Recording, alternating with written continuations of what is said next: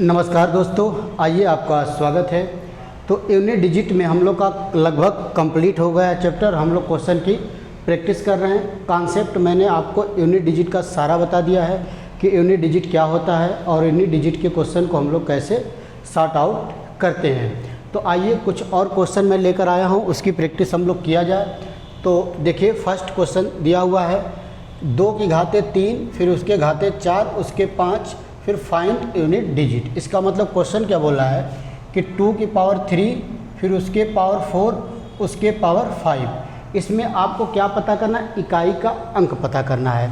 तो सबसे पहले आप देखिए यहाँ से, अगर 2 की घाते 3 का मतलब कितना हो गया? 8। इसका मतलब ये क्वेश्चन बन गया 8 की घाते 4, फिर उसके घाते 5। 8 की घाते 4, फिर उसके घाते 5। तो अब बात अगर देखा जाए तो ये पूरा नंबर 8 के पावर हो गया। 8 के पावर हो गया, 4 के घाते 5, 8 के पावर हो गया। तो एक तो तरीका ये कि 4 के घाते 5 को हम लोग सॉल्व कर लें। 4 का 5 बार गुणा, वो भी बहुत मुश्किल नहीं है, लेकिन हमारे पास और भी तरीके हैं, तो हम उतना बड़ा भी कैलकुलेशन क्यों करें हम लोग। तो 4 के घाते 5 को हम लोग 4 से डिवाइड कर दें, क्योंकि यूनिट डिजिट निकालने का तरीका क्या है कि पावर को 4 से भाग देते हैं, फिर जो रिमाइंडर आएगा, फिर जो हम लोग का रिमाइंडर बचता है आधार के इकाई के ऊपर उसको लगा दिया जाता है। तो अब देखिए 4 से पूरी तरह कट रहा है, तो 4 के पावर चाहे जितना भी बड़ा नंबर लगा देंगे वो भी सारे नंबर 4 से कटेंगे। इसका मतलब रिमाइंडर क्या मिलेगा? हमको 0 मिलेगा। इसका मतलब 4 के घाते 5 को 4 से डिवाइड करने के बाद रिमाइंडर कितना मिल रहा है? 0। तो जब रिमाइंडर 0 मिलता है तो जो आधार का इकाई का अंक है उसके पावर हम लोग क्या लगा देते हैं? 4 लगा देते हैं। तो इसका मतलब 8 गुणे 8 गुणे 8 गुणे 8।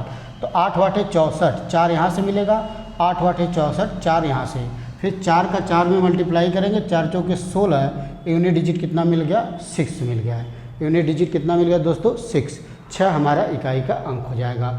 तो बहुत ही बेहतरीन क्वेश्चन था। आइए क्वेश्चन नंबर दूसरा क्वेश्चन हम लोग करते हैं। सेकेंड क्वेश्चन मैं आपको कराता हूँ। क्या दिया है सेकेंड क्वेश्चन? देखिए क्या दिया, 7 की घाते 11, उसके घाते 22, फिर उसके घाते 33। तो इसमें भी हम लोग वही तरीका लगाएंगे। पहले आप 7 की घाते 11 में हम लोग इकाई का अंक निकाल लेते हैं। पहले हमारा क्वेश्चन हो गया 7 की घाते 11 में इकाई का अंक क्या होगा? तो 11 को 4 से भाग देंगे हम लोग, 4 दूना 8, रिमाइंडर कितना बचेगा? 3। तो 7 की घाते 3 लगा देंगे, तो 7 क्यूब का वैल्यू होता है 343। इसका मतलब इकाई का अंक कितना मिलेगा? 3 मिलेगा। तो अब हमारा क्वेश्चन बन गया 3 की घाते 22, फिर उसके घाते 33। अब हम 3 की घाते 22 को सॉल्व करके इकाई का अंक पता कर लेते हैं। 3 की घाते 22 को सॉल्व करने के लिए 22 में 4 से भाग दिया जाएगा, 4 5 20, 2 बच गया। इसका मतलब 3 की घाते 2 लगा देंगे, तो यहाँ पर इकाई का अंक कितना आ गया? 9। इसका मतलब 9 की घाते अब कितना बन गया? 33। तो अब 9 की घाते 33 में इकाई का अंक निकालने के लिए 33 को फिर 4 से भाग देंगे, 33 को फिर 4 से भाग दिया जाए तो 4 वाटे 32, रिमाइंडर कितना बचा? 1। तो 9 की पावर क्या लगा देंगे? 1। तो लास्ट में हमारा आंसर भी कितना आ जाएगा? 9 आ जाएगा। तो आप देख रहे हैं बहुत ही आसान क्वेश्चन है। बस आपको अगर बेसिक कॉन्सेप्ट क्लियर है तो क्वेश्चन बहुत मुश्किल नहीं है। कोई भी क्वेश्चन मुश्किल नहीं होता है, बस उसका कॉन्सेप्ट आपको पूरा पता होना चाहिए। तो हम लोग का 2 क्वेश्चन हो गया। एक क्वेश्चन देखिए आप, एक क्वेश्चन देखिए। अब देखिए एक क्वेश्चन और दिया है, बहुत ही बढ़िया क्वेश्चन है। ये 1Q + 2Q + 3Q इसी तरह करके 99Q, मतलब 1 से लेकर 99 तक के सभी नंबर के Q का सब दिया है, सभी नंबर के घनों का योग। तो आप एक फार्मूला आपको याद होगा कि 1Q + 2Q + 3Q + ... n, मतलब प्रथम n प्राकृतिक संख्याओं के घनों का योग का जो फार्मूला होता है वो होता है 1/2 n × n + 1, फिर पूरे का होल स्क्वायर। क्या होता है दोस्तों? 1/2 n × n + 1 पूरे का होल स्क्वायर। तो अब यहाँ पर n की वैल्यू रखा जाए 99 और n + 1 करेंगे 100 हो जाएगा, फिर पूरे का क्या कर देना हमको? स्क्वायर। तो ये 2 5 10, तो ये 99 गुणे 50 का स्क्वायर। तो आप देख रहे हैं कि गुणा में अगर एक बार भी 0 आया अगर मल्टीप्लाई में एक बार भी जीरो आ गया तो चाहे कितना पावर करिए चाहे गुणा करिए उसका यूनिट डिजिट हमेशा जीरो ही आएगा। क्या आएगा दोस्तों? जीरो ही आएगा। जब मल्टीप्लाई में एक बार भी जीरो आ गया तो इसका मतलब यूनिट डिजिट हमेशा क्या आ जाएगा? जीरो आ जाएगा। तो बहुत ही बेहतरीन क्वेश्चन और बहुत ही आसान क्वेश्चन था। आइए अगले क्वेश्चन की तरफ हम लोग बढ़ते। अगला क्वेश्चन बहुत ज़्यादा इंपॉर्टेंट है, बहुत बढ़िया क्वेश्चन है। देखिए दिया क्या है, दिया है कि 423 के घाते 424, फिर उसके घाते 425, ऐसे 426, 27, फिर लास्ट में 423। इतना बड़ा पावर लगा दिया और आपसे पूछ रहा है कि फाइंड यूनिट डिजिट, इकाई का अंक क्या होगा। तो आइए मैं आपको एक कॉन्सेप्ट बहुत बेहतरीन समझाता हूँ। जैसे मान लीजिए कोई नंबर हम दे दिए 12, तो 12 आप देख रहे हैं कि 3 से कट रहा है, 12 3 से कट रहा है। तो अगर 12 3 से कट रहा है तो 12 के घाते 2 भी आपका 3 से कटेगा, क्योंकि 12 के घाते 2 का मतलब 3, 12 2 बार गुणा है, तो 12 जब 3 से कटा तो 12 गुणे 12 भी 3 से कटेगा, क्योंकि 12 का ही मल्टीपल होगा। अगर 12 के घाते 4 लगा देंगे तो भी वो 12 से कटेगा, और उसके पावर 5 लगा देंगे तो भी 12 3 से कटेगा। अगर कोई नंबर किसी नंबर से डिविजिबल है तो उसके पावर में चाहे जितना भी बड़ा नंबर लगा दीजिए या फिर उस नंबर में किसी बड़े नंबर से गुणा कर दीजिए तो भी वो नंबर उस नंबर से कटेगा ही कटेगा। जैसे यहाँ पर क्या हमारा तरीका था, हम यूनिट डिजिट निकालेंगे तो हम देखेंगे 423 के पावर ये पूरा बड़ा नंबर है, ये पूरा बड़ा नंबर है। और यूनिट डिजिट निकालने का तरीका क्या होता है कि पहले हम लोग पावर को 4 से भाग दे के रिमाइंडर पता करते हैं। तो अभी पूरे नंबर को हमको 4 से भाग देना है, तो पूरे नंबर को 4 से भाग कैसे देंगे, ये तो बहुत बड़ा नंबर है। तो आप ध्यान से देखेंगे तो ये जो 424 है ये 4 से डिविजिबल है।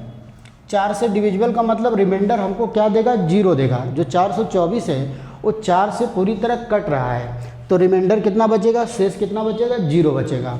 तो अगर 424 4 से डिविजिबल है तो इसके पावर चाहे जितना भी पावर के ऊपर पावर के ऊपर पावर लगाते जाइए वो सारे नंबर 4 से पूरी तरह डिविजिबल होंगे। इसका मतलब ये पूरा नंबर 4 से डिविजिबल है, मतलब रिमाइंडर क्या देगा? जीरो देगा।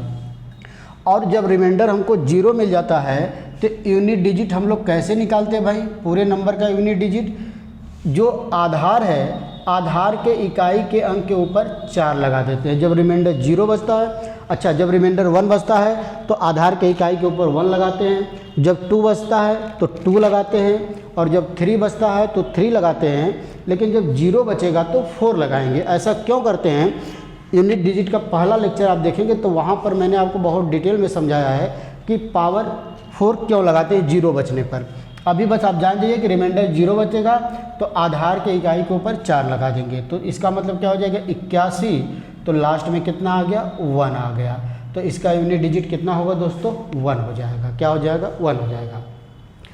अब आपके दिमाग में ये क्वेश्चन आ रहा होगा कि अगर ये 424 न करता, सपोज करिए यही क्वेश्चन ऐसा दिया होता, सपोज किया जाए कि यही क्वेश्चन ऐसा दिया होता 422 के घाते 423 के घाते 424 ऐसे करके 430, तो ये पूरा पावर है, ये पूरा पावर है। तो 423 तो 4 से कट ही नहीं रहा है। तो उस केस में आप क्या करिए कि जब 423 नहीं कट रहा है तो हम लोग इतने को पावर मान लेते हैं और इतने को अलग, मतलब 422 के घाते 423 को अलग मान लेते हैं और सपोज करें इसके पावर सब है।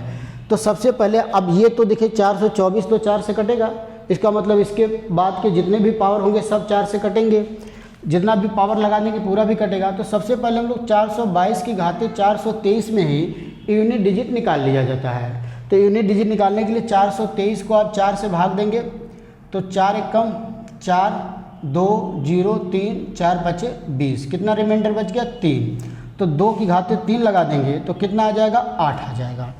8 आ गया। इसका मतलब अब जो हमारा क्वेश्चन बन गया, अब हम लोग का जो क्वेश्चन बन गया वो ये बन गया कि 8 के घाते 424, 425, 426 कहाँ तक?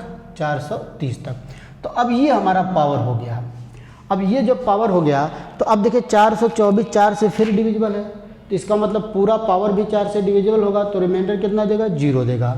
जब रिमाइंडर इसको 4 से डिविजिबल करेंगे तो रिमाइंडर देगा 0, तो जो रिमाइंडर जब 0 देगा तो 8 के घाते क्या लगा देंगे, 4 लगा देंगे। तो इसको हम लोग सॉल्व किए थे, इसका यूनिट डिजिट कितना आ जाएगा, 6 आ जाएगा। 8 को 4 बार गुणा करेंगे, 6 यूनिट डिजिट आ जाएगा। तो यही क्या हो जाएगा दोस्तों, हमारा आंसर हो जाएगा। अगर तुरंत पावर नहीं कट रहा तो उसके एक स्टेप आगे हम लोग चेक कर लेंगे। हो सकता है कि ऐसा कोई पावर है, मान लीजिए ये चीज़ यहाँ ना मिलता, यहाँ मिलता, तो उसके पहले वाले स्टेप को हम लोग सॉल्व करके अलग से उसका यूनिट डिजिट निकाल लेंगे। तो ये दोस्तों हम लोग का यूनिट डिजिट का क्वेश्चन का प्रैक्टिस रहा। तो फिर अगले वीडियो में नंबर सिस्टम के एक नए कॉन्सेप्ट, नए क्वेश्चन के साथ में मिला जाएगा। तब तक के लिए नमस्कार, धन्यवाद।